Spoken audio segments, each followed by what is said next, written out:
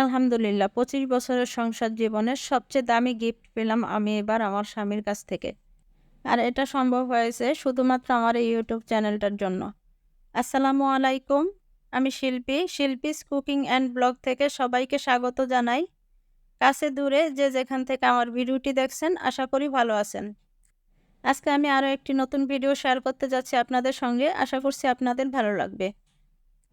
ভাবছেন তো আমার হাসব্যান্ড কি এমন দামি গিফট দিল আমাকে?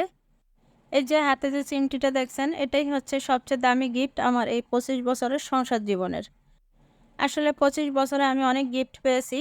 ধরেন প্রতি বছরে একটা করে গিফট পেলেও ২৫ বছরে ২৫টা গিফট পেয়েছি।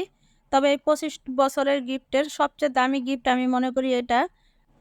কারণ টাকার অঙ্ক দিয়ে বা টাকা দিয়ে কখনো ভালোবাসা বিচার করা যায় না বা ভালোবাসার গিফটের দামও বিচার করা যায় না। এটা আমার জন্য ছিল সম্পূর্ণ নতুন একটা গিফট।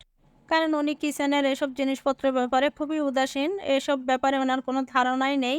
তাও আবার উনি অনলাইনে অর্ডার দিয়ে এটা আমার জন্য এনেছে। এটা আমার জন্য সবচেয়ে বড় পাওনা ছিল। এর আগের ২৪টা অ্যানিভার্সারিতে উনি কখনো বা ঘুরতে নিয়ে গেছেন কিংবা বাহিরে খাওয়ানোর জন্য নিয়ে গেছেন কিংবা দামি একটা থ্রি পিস দিয়েছেন বা অন্যান্য দামি কোনো গিফট দিয়েছেন। সেটা মনে করি টাকা ছিল বলেই করতে পেরেছে। কিন্তু এটা যেটা করেছে এটা একবারে মন থেকে উনি বুঝতে পেরেছে যে YouTube চ্যানেল খুলেছি বা আমি কিচেনের জিনিস খুব পছন্দ করি কেনাকাটা করতে। কিচেনের জিনিস দিলে আমি সবচেয়ে বেশি খুশি হব। এটা উনি ফিল করতে পেরেছেন, তাই এই গিফটটা দিয়েছেন। তো উনি যে মন থেকে ফিল করতে পেরেছেন বা বুঝতে পেরেছেন আমি কিচেনের জিনিস কেনাকাটা করতে খুব পছন্দ করি। তো ওনার এই গিফট দেখে আমার ছেলেমেয়েরাও খুব হাসাহাসি করছিল। কারণ এটা ওনার জন্য মানে নতুন এক অভিজ্ঞতা। আমার ছেলেমেয়েরাও বিশ্বাস করতে পারে না যে কিচেনের কোনো কিছু পেজ থেকে অর্ডার দিয়ে ও গিফট দিবে আমাকে। এটা আমাদের জন্য আসলেই নতুন একটা গিফট ছিল। অন্যরকম একটা গিফট ছিল। আর এবার ছেলেমেয়েদের কাছ থেকেও নতুন গিফট পেলাম। এসবই সম্ভব হয়েছে আসলে YouTube এর জন্য। ওরাও বুঝতে পেরেছে যে আম্মুর কি প্রয়োজন এবার। তো ওরা ৩ ভাই-বোন মিলে আমাকে একটা রিং লাইট গিফট করলো। এ রিং লাইটটা স্টার প্লাস থেকে ওরা ৩ জন মিলে টাকা দিয়ে আমার জন্য কিনে নিয়েছে। তো বড় মেয়ে যেহেতু অসুস্থ, বড় মেয়ে যেতে পারে না, ছোট মেয়ে একা যেতে পারবে না বা ভালো-মন্দ কিছু বুঝবেও না। তাই আমাকে সাথে করে নিয়ে গিয়েছে। তো আমি ভাবলাম যে ঠিক আছে তোমরা যখন গিফট দাও তো দোকানের একটু ভিডিও করে নাও, রিং লাইটের একটু ভিডিও করে নাও। তো এই তো ভিডিও করে আপনাদের সঙ্গেও শেয়ার করে দিলাম। তো যাই হোক নতুন অভিজ্ঞতার কথা আপনাদের সঙ্গে শেয়ার করতে, করতে আমি অনেক কাজই করে নিয়েছি। তো আমার যে রান্নাবান্নার ভিডিও আমি এগুলো ভোরবেলা থেকেই শুরু করেছি। যেহেতু অনেক গরম পড়ে তাই ভোরে উঠেই আমি হচ্ছে কেক ১ম এই কেক দিয়ে আমার রান্নাবান্নার কাজ শুরু করি। কেকটা ডেকোরেশন করে নিয়েছি। এরপরে আর আমার বাসায় আগে থেকেই ডান কেক ছিল। তো ডান কেক দিয়ে আমি কেক ডেকোরেশনের যে ক্রিম ছিল ওটা দিয়ে কাপ কেকের মতো করে নিয়েছি। আরেকটা ডেজার্ট বানিয়ে নিয়েছি আরকি। আর এই কেকের পুরা ডিটেইলস ভিডিও তো আমি আপনাদের সঙ্গে আগের ভিডিওতে শেয়ার করেছি। তাই পুরোপুরি আর দেখালাম না। আর এখন আমার পরিবারের সবার পছন্দের একটা সেমাই, নবাবী সেমাইটা রেডি করে নিচ্ছি। আর এই নবাবী সেমাইয়ের ডিটেইলস যে রেসিপি, পুরো রেসিপিটা আমি আমার ঈদের ভিডিওতে শেয়ার করেছিলাম। তাই এখন আর পুরো ভিডিওটা শেয়ার করলাম না। কারণ পুরো ভিডিও শেয়ার করলে রান্নাবান্নার তাহলে ভিডিওটা অনেক বড় হয়ে যাবে। আর ভিডিও অনেক টেনে, টেনে দেখা হয়, ভিডিওর মান খারাপ হয়ে যায়। এই ভয়ে তো দেখা গেছে যে রান্নার পুরো ডিটেইলস ভিডিও শেয়ার করতে ভয় হয়। ডেজার্ট আইটেম বানিয়ে আমি দুপুরের রান্নাটা খুব সংক্ষেপে সেরে নিয়েছিলাম। চিকেন ভুনা করেছিলাম আর ভাত রান্না করেছিলাম। ওইটুকু আর ভিডিও করিনি। কারণ আমার এই আয়োজনটা ছিল রাতের বেলার। কারণ দুপুরবেলা আমার হাসব্যান্ড বাসায় থাকে না, অফিসে থাকেন। তো এজন্য আমি রাতের বেলায় আয়োজনটা করেছি যাতে সবাই মিলে একসাথে একই টেবিলে বসে খাওয়া-দাওয়া করতে পারি। তো আজকেও আমি সবসময়ের মতো একই রিকোয়েস্ট করে নিচ্ছি। বলতে পারেন আপনাদের কাছ থেকে চেয়ে নিচ্ছি। আমার ভিডিওটির কোনো অংশ যদি ভালো লেগে যায় তাহলে প্লিজ ভিডিওটিতে একটি লাইক দিয়ে ভিডিওটি কন্টিনিউ করবেন। কারণ আপনাদের একটা লাইক আমাকে পরবর্তী ভিডিও বানাতে অনেক উৎসাহ দেয়। আশা করছি আপনারা আমার পাশে থেকে আমাকে সাপোর্ট করবেন। আর আপনি যদি আজই আমার চ্যানেলে নতুন ভিজিট করে থাকেন তাহলে চ্যানেলটি সাবস্ক্রাইব করে নিতে পারেন। আর এই ভিডিওটি যদি আপনি ফেসবুক থেকে দেখে থাকেন তাহলে পেজটি ফলো দিয়ে আমার পাশেই থেকে যেতে পারেন। আর এই কাজটি যদি করে দিয়ে থাকেন তাহলে আপনাকে অসংখ্য ধন্যবাদ। আজকের আয়োজনে যেহেতু শুধু আমরা নিজেরাই তাই বেশি কিছু করিনি। হাসব্যান্ডের এবং ছেলেমেয়েদের পছন্দের খাবারের আয়োজনই করেছি। তো আমি প্রথমে গরুর মাংসটা রান্না করে নিয়েছি। গরুর মাংসটা হয়ে যাওয়ার পরে পাশের চুলায় হচ্ছে পোলাও রান্না করে নিচ্ছি। আর এই চুলায় রোস্টটা করে নিচ্ছি।